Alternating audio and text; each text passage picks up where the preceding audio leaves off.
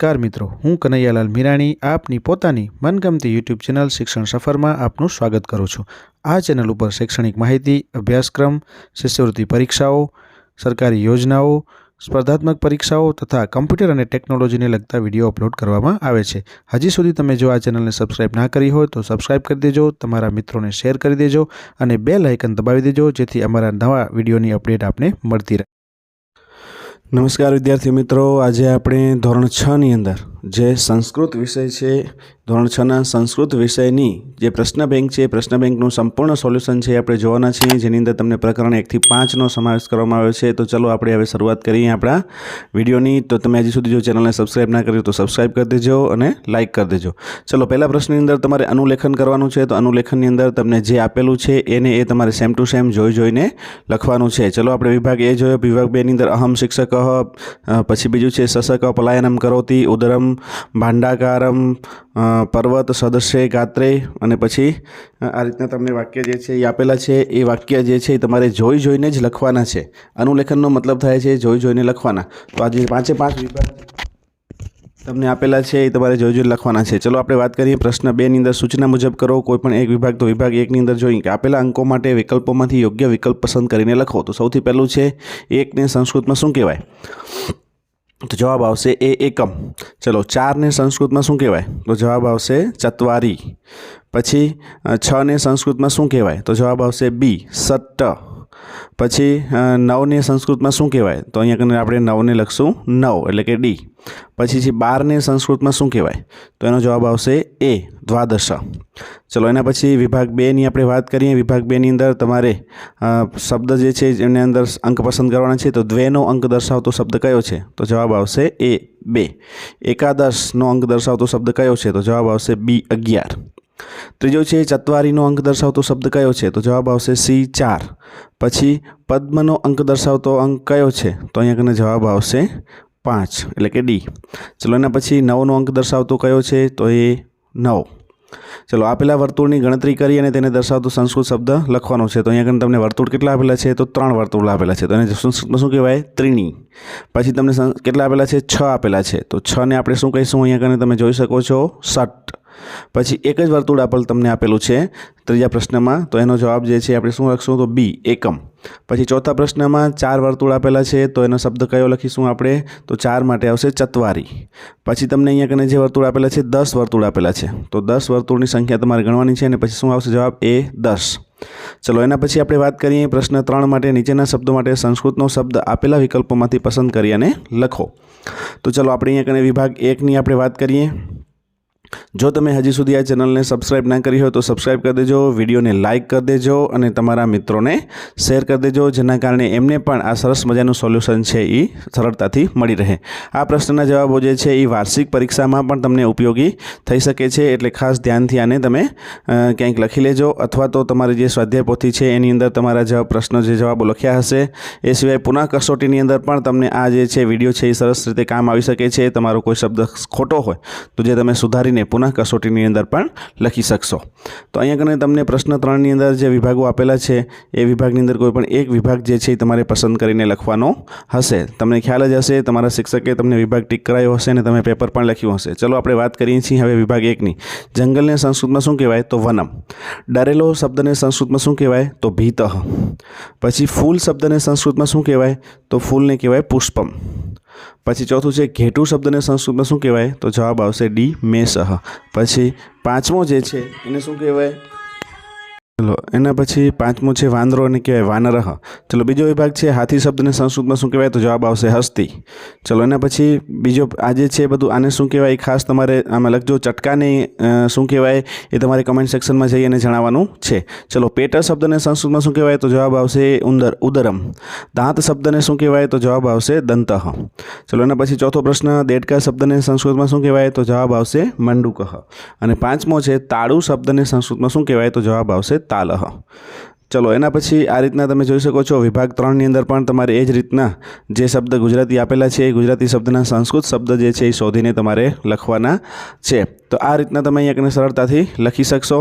ચલો આપણે હવે વાત કરીએ છીએ વિભાગ 3 ની અંદર। તો વિભાગ 3 ની અંદર જે પહેલું છે આપેલું છે ઝાડ શબ્દને સંસ્કૃતમાં શું કહેવાય? તો જવાબ આવશે વૃક્ષ. પછી સિંહ શબ્દને સંસ્કૃતમાં શું કહેવાય? બીજો પ્રશ્ન છે તો જવાબ આવશે સિંહ. ત્રીજો છે લસણ શબ્દને સંસ્કૃતમાં શું કહેવાય? તો જવાબ આવશે લસુનમ. અને ચોથો છે દાતરણું શબ્દને સંસ્કૃતમાં શું કહેવાય? તો જવાબ આવશે લવિત્રમ. ચલો એના પછી પાંચમો થાળી શબ્દને સંસ્કૃતમાં શું કહેવાય? તો જવાબ આવશે સ્થાલિકા. વિભાગ 4 ની આપણે વાત કરીએ તો એની અંદર પહેલો પ્રશ્ન આપેલો છે સસલું શબ્દનો સંસ્કૃતમાં શું કહેવાય? તો જવાબ આવશે એ સસકઃ. બીજું છે પાંદડું શબ્દને સંસ્કૃતમાં શું કહેવાય? તો જવાબ આવશે સી પર્ણમ. ત્રીજું છે સરસવ શબ્દને સંસ્કૃતમાં શું કહેવાય? તો જવાબ આવશે ડી સરપપ. ચલો એના પછી અહીંયા સરસવ જે છે એને સરપપ કહેવાય છે, એ ખાસ તમે અહીંયા ધ્યાન રાખજો, કારણ કે આ એક નવો શબ્દ જે છે એ તમારા ધ્યાનમાં આવ્યો હશે. ચલો કાન શબ્દને સંસ્કૃતમાં શું કહેવાય? તો કર્ણમ. પછી ચમચી શબ્દને સંસ્કૃતમાં શું કહેવાય? તો એને કહેવાય છે ચમસ. ચલો એના પછી વિભાગ 5 ની વાત કરીએ, જેની અંદર સૌથી પહેલાં છે પેન્સિલ શબ્દ માટે આપેલો છે અંકની. બસ શબ્દને સંસ્કૃતમાં શું કહેવાય? તો લોકયાનમ. પછી સાપ શબ્દને સંસ્કૃતમાં કહેવાય સર્પઃ. બી. ચલો એના પછી ચોથું શિયાળ શબ્દને સંસ્કૃતમાં શું કહેવાય છે? તો જવાબ આવશે શૃંગાલહ. અને આકાશ શબ્દને સંસ્કૃતમાં શું કહેવાય? તો જવાબ આવશે આકાશઃ. તો આ રીતના તમે જોઈ શકો છો આપણા જે 5 વિભાગ જે છે એ આપણે જોઈ લીધા. હવે એના પછી પ્રશ્ન 4 જે છે સૂચના મુજબ કરો. કોઈ પણ એક વિભાગ તમારે અહીંયા લખવાનો છે, તમે જોઈ શકો છો. ઉદાહરણ તમને આપેલું છે ગાયતી, તો એના મતલબ અહીંયા આવશે રમેશ ગાયતી. તો અહીંયા તમને આ બીજા વિભાગો જે છે એ આપણે કેવી રીતના લખશું અહીંયા તમને સરસ રીતે લખીને આપણે આપી દીધેલા છે, તમે જોઈ શકો છો. સૌથી પહેલાં જેમ રમેશ ગાયતીનું રમેશ ગાયતી છે, એમ પઠતી તો રેખા પઠતી. તમારે અહીંયા કોઈ પણ નામ જે છે એ જોડવાનું છે. ખાદતી તો રમેશ ખાદતી, ધાવતી તો શશકઃ ધાવતી, પતતી તો પર્ણ પતતી, અને આગચ્છતી તો શૃંગાલહ આગચ્છતી. તમારે અહીંયા કોઈ પણ નામ તમે કોઈ પણ લખી શકો છો. ચલો વિભાગ 2 ની અંદર ગાય તો ગાયતી, તો ગચ્છ તો ગચ્છતી, વદ તો વદતી, હસ તો હસતી, ખેલ તો ખેલતી, અને લીખ તો લીખતી. વિભાગ 3 ની અંદર તમારે ઉદાહરણ આપેલું છે કે રમેશ તો રમેશ ખાદતી. ખાદ જે છે એના ઉપરથી બનાવવાનું છે, તો અહીંયા તમે જોઈ શકો છો. ભાવેશ તો ચલ છે, તો ભાવેશ ચલતી. પછી હસ છે તો કૃષ્ણપાલ હસતી. પછી અહીંયા નમ તમને આપેલું છે, તો નમ એટલે કશ્યપ નમતી. પછી આપેલું છે વદ તો ભરત વદતી. નામ તમને આગળ આપેલા જ છે, નામ લખવાનું છે. લીખ તો અસ્મિતા લીખતી.